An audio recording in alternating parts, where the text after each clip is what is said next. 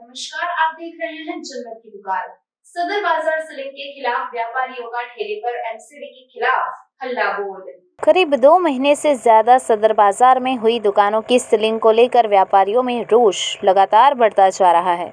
इसी कड़ी में सोमवार को फेडरेशन ऑफ सदर बाजार ट्रेडर्स एसोसिएशन के चेयरमैन परमजीत सिंह पम्मा, अध्यक्ष राकेश यादव की अध्यक्षता में सैकड़ों व्यापारी मिठाई पुल पर एकत्रित होकर और कुछ व्यापारी ठेले पर चढ़कर एमसीडी के खिलाफ नारे लगाने लगे, जिसमें कार्यवाहक अध्यक्ष चौधरी योगेंद्र सिंह, महासचिव कमल कुमार सहित अन्य व्यापारियों ने एमसीडी हाय हाय, व्यापारियों को तंग करना बंद करो, नहीं चलेगी, सीलिंग की कार्रवाई नहीं चलेगी जैसे नारे लगाए।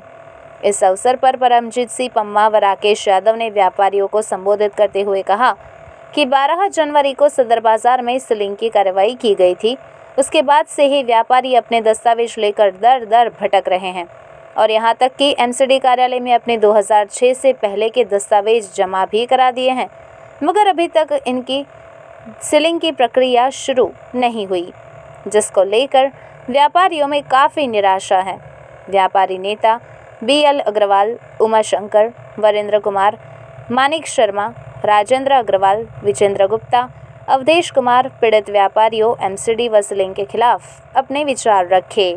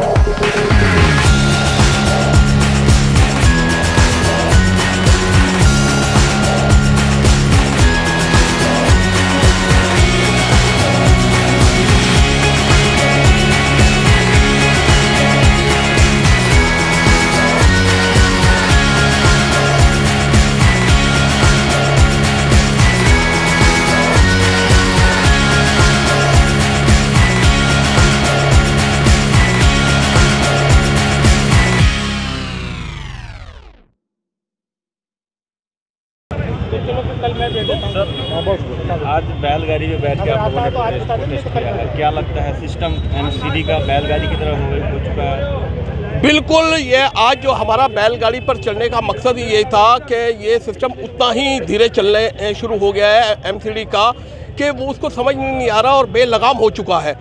जबकि हमारी सारी फाइलें जा चुकी है, सब कुछ जा चुका है, सारे कागज़ उन्होंने देख लिया है, सारे कागज़ सही हैं, फिर यहाँ पर सील क्यों नहीं खोली जा रही?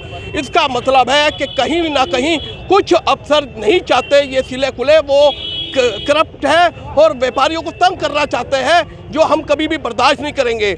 आज व्यापारियों ने यहाँ पर सदर बाजार में हल्ला बोल प्रदर्शन किया फेडरेशन ऑफ सदर बाजार ट्रेड एसोसिएशन के बैनर तले, और यही मांग की है कि जल्द से जल्द हमारी सीलें खोली जाए, वरना ये आंदोलन अब जागरूक और ज़्यादा हो जाएगा और दिल्ली के व्यापारियों को इकट्ठा करके हम सड़कों पे उतरेंगे, क्योंकि लगातार हम 2 महीने से प्रदर्शन कर रहे हैं और कोई भी हमारी बात सुनने वाला नहीं है। यहाँ तक कि हमने एलजी से लेकर सभी अफसरों और नेताओं से मुलाकात भी की और अपने सारे कागज भी वहाँ पर दिखाए और सभी ने माना कि इनके कागज सारे सही हैं, मगर फिर भी क्यों सील की जा रही है, हमारी दुकानें क्यों नहीं खोली जा रही, और जो व्यापारियों को तंग किया जा रहा है जिन अफसर के जरिए, उनके खिलाफ कार्रवाई क्यों नहीं की जा रही।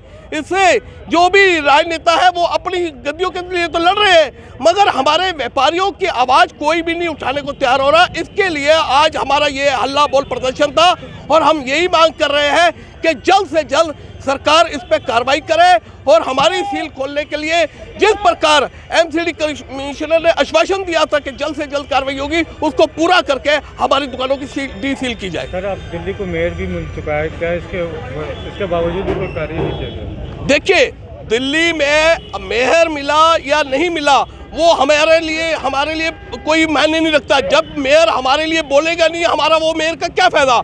हमारे लिए तो जो व्यापारियों के हित के लिए बोले, चाहे वो हमारे संसद सदस्य हो, चाहे वो हमारे एमएलए हो, चाहे मेयर हो, चाहे एलजी साहब हो या कमिश्नर साहब हो, हमारे लिए तो वो महत्वपूर्ण रखता है। हमारे लिए आज जिस प्रकार मेयर को बने हुए इतने दिन हो गए, उन्होंने एक बारी भी सूद लेने की कोशिश की कि ये व्यापारियों की दुकानें सील पड़ी है, 2-2 महीने से व्यापारी सड़कों पे भटक रहे हैं, तो इनकी दुकानें कब खोली जाएंगी, कब इनकी सूद ली जाएगी। आज तक उन्होंने व्यापारियों को बुला के एक बारी भी कहा कि अपना कोई चीज़ बताइए, क्या दिक्कत है आपको। मगर ये समझ लिए कि राजनीतिक लड़ाई में हम नहीं पड़ना चाहते, हम व्यापारी हैं, हम अपना व्यापार करना चाहते हैं और किसी भी राजनीतिक पार्टी को यहाँ पर राजनीतिक मंच नहीं बनाने देना चाहते, इसलिए हम चुप बैठे हैं। मगर ये बता दें, व्यापारी वो है जो सरकारों को चलाता है और सरकारों को पूरी तरह से टैक्स देकर ही ये गद्दी पे बिठाता है। अगर व्यापारी को छेड़ोगे तो व्यापारी चुप बैठने वाला नहीं है। व्यापारी जब देश और समाज के लिए लड़ता है तो अपने लिए भी लड़ता है। नाम बताइएगा। चौधरी योगेंद्र सिंह, कार्यकारी अध्यक्ष फस्टा। यहाँ पे काफ़ी लगातार 2 महीने से लगातार प्रोटेस्ट कर रहे हैं, ठीक है। अभी भी अंदाज है, लग रहा है कि एमसीडी आपकी दुकानों को डीसील करेगी। एमसीडी डीसील बिल्कुल करेगी। एमसीडी ने आश्वासन दिया, हमारे डॉक्टर साहब हर्षवर्धन ने भी आश्वासन दिया और हमारे सभी ने कागज़ चेक करें, डॉक्टर साहब ने भी किए हैं, एमसीडी के सभी अफसरों ने किए, सब ने हमारे कागज़ ओके बताए। 2007 से हमारे जितने भी दुकान से सबके पास कागज़ है और वो ओके बता रहे हैं, अपनी गलती मान रहे हैं। पर ये मामला मॉनिटरिंग कमेटी में कागज़ उन्होंने भेज दिए। अभी 2-4 दिन का उन्होंने समय मांगा है, जिससे कि वहाँ मॉनिटरिंग कमेटी हमें डीसील के लिए ऑर्डर कर दे। सर, जब आपको आश्वासन दिया गया, आप पहले का आश्वासन दिया गया जी, उनके बाद भी आप प्रदर्शन कर रहे हैं, क्या आप आगे वेट नहीं? नहीं, आज प्रदर्शन तो चलता रहेगा जब तक हमारी सेल नहीं खुलेगी। हमारी आश्वासन तो शुरू से मिल रहा है। आश्वासन पर तो विश्वास तो जब होगा ना, जब काम हो जाएगा, सेल खुल जाएगी, प्रदर्शन हमारा खत्म हो जाएगा। इतने सेल नहीं खुलेगी, प्रदर्शन जारी रहेगा और ज़्यादा जोरों से रहेगा। आपने बताया कि हमें आश्वासन मिला है, क्या यकीन है? देखिए, यकीन बिल्कुल है, लोकतंत्र में विश्वास है, न्याय प्रणाली में विश्वास है और ये सरकारें हमारी चुनी हुई सरकारें हैं। आपके चैनल के माध्यम से मैं माननीय मुख्यमंत्री जी से प्रार्थना करूंगा कि आपने जो कहा था कि दिल्ली के अंदर कोई दुकानें सील नहीं होंगी या जो दुकानें सील हो चुकी हैं वो भी खोलेंगी, आप किस बात का इंतजार कर रहे हैं? कौन सी कुंभकर्ण की नींद सोकर बैठे हैं? अब आपका मेयर भी मिल गया, आपकी सत्ता भी काबिज हो गई एमसीडी के अंदर, आप दिल्ली के अंदर काबिज हैं। आपने अपनी विधानसभा में हमारी दुकानें सील खोलने के लिए क्यों नहीं प्रस्ताव पास किया, क्यों नहीं भेजा एमसीडी को, क्यों नहीं सेंट्रल गवर्नमेंट को भेजा? ये आज आपका एक व्यापारी और एक व्यापारी क्यों, 19 व्यापारी नहीं जी, ये 9 लाख दिल्ली के जो व्यापारी हैं उनकी एकजुट आवाज़ है। हम राजनीति के नहीं हैं, हम प्रदर्शनकारी नहीं हैं, हम अपनी रोजी रोटी कमाने वाले मजदूर और वो लोग हैं जो सरकार से बिना तनख्वाह लिए हुए सरकार को करोड़ों रुपए का टैक्स देते हैं। चाहे वो कोरोना पीरियड रहा हो, चाहे वो कोई मंदिर मस्जिद हो, व्यापारी आगे बढ़कर अपना योगदान देता है। मुख्यमंत्री उस योगदान को याद रखें। ये 9 लाख व्यापारी हर चैनल में बैठा हुआ है। अगर आपने इनके ऊपर लात मारने की कोशिश की तो निश्चित तौर से दिल्ली की रीढ़ की हड्डी, जो आर्थिक तंत्र की रीढ़ की हड्डी, वो टूट जाएगी और उसकी जिम्मेदारी मुख्यमंत्री की होगी। आप वादा खिलाफी कर रहे हैं व्यापारियों के साथ, इस बात का ध्यान रखें। मेरी आपसे रिक्वेस्ट है कि आप सारे काम छोड़कर विधानसभा में प्रस्ताव पास करें और एमसीडी कमिश्नर को भेजें कि इन लोगों की दुकानें सील करें। जब तक 2041 पूरी तरीके से सब प्लानिंग नहीं बनती तब तक कोई दुकान सील नहीं होगी और ये दुकानें तुरंत खोलें। ये मेरी मुख्यमंत्री को कल मैं इस बात के लिए एक लेटर फिर रिमाइंडर भेजूंगा कि मुख्यमंत्री जी हम आपको कैसे जगाएं, कौन सी कुंभकर्ण की नींद सो रखी आप जब आप जागेंगे। और आपके यहाँ सरकार आपके द्वारा व्यापारियों के द्वारा प्रोग्राम भी रखा गया था जी, उसके अंदर मंत्री साहब भी आए थे, उसमें कहा गया था कि आपकी जो भी समस्या वो हल की जाए जी। पीछे चला कि मेयर की लड़ाई चल रही है, मेयर भी मिल चुका है, इसके बाद भी सीलिंग नहीं मिला, इसको लेकर जाए। देखिए मंत्री जी हमारे दरबार आए, सरकार आपके द्वार, फेडरेशन आपके द्वार, डॉक्टर साहब से हमारी रेगुलर बात हो रही है, हर कमिश्नर से बात हुई, लेफ्टिनेंट गवर्नर से साहब बात हुई। सरकार का चपरासी से लेकर हाईएस्ट पोस्ट का पदाधिकारी मुझे बताए कि उन्होंने हमारे डॉक्यूमेंट में क्या कमी निकाली।